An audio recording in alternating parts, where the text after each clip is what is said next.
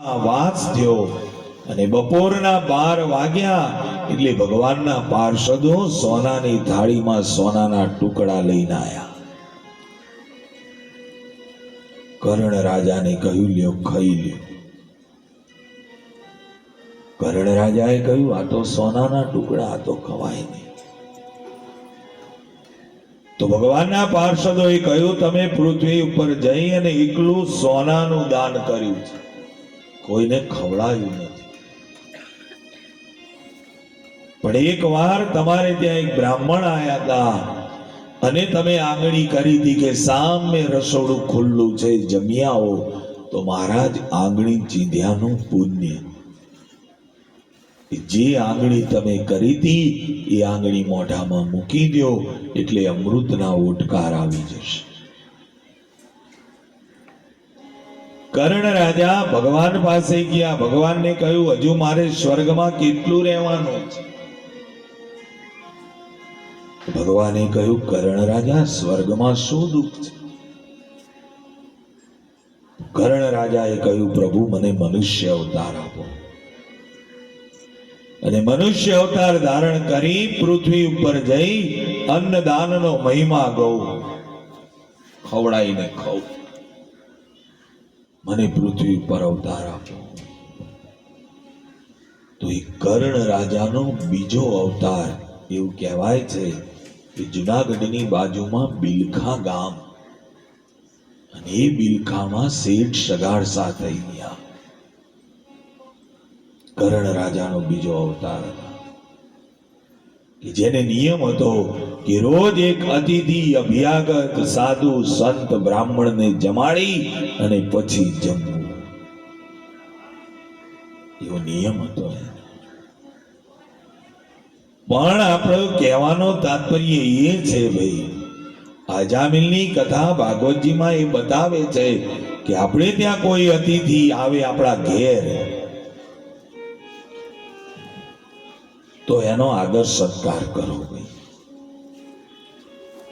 આસન આપો, જમાડો, ચા પાણીના ટાઈમે આવે ચા પાણી કરાવો. ખવડાવવાથી કોઈનું ન ખૂટે.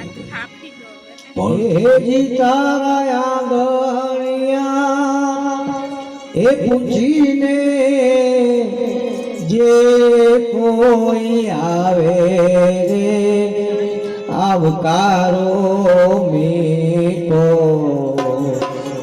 આપજે રે રોજી. એ તારા આગળિયા એ પૂછીને જે કોઈ આવે રે આવકારો મીઠો આપજે. એના કાને રે એ સંકટ કોઈ સાંભળાવે રે બને તો આપજે રોજી.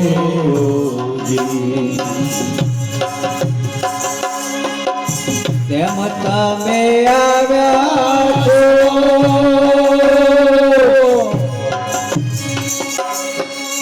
એવું નામ કે કેમ તમે આવ્યા છો એવું નામ કે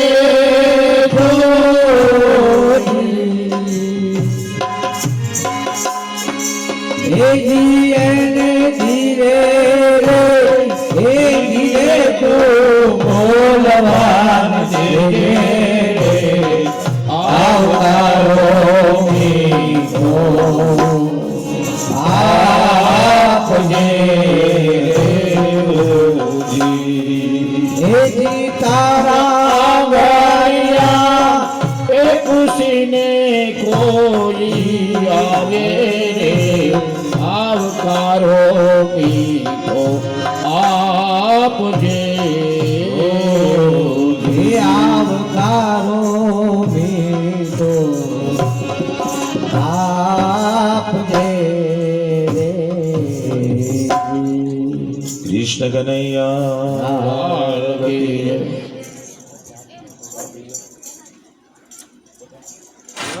બે મિનિટ બોલો, જાહેરાત કરો કંઈક બાપુ. ચા પીવે છે, જાહેરાત કરો ને કંઈક.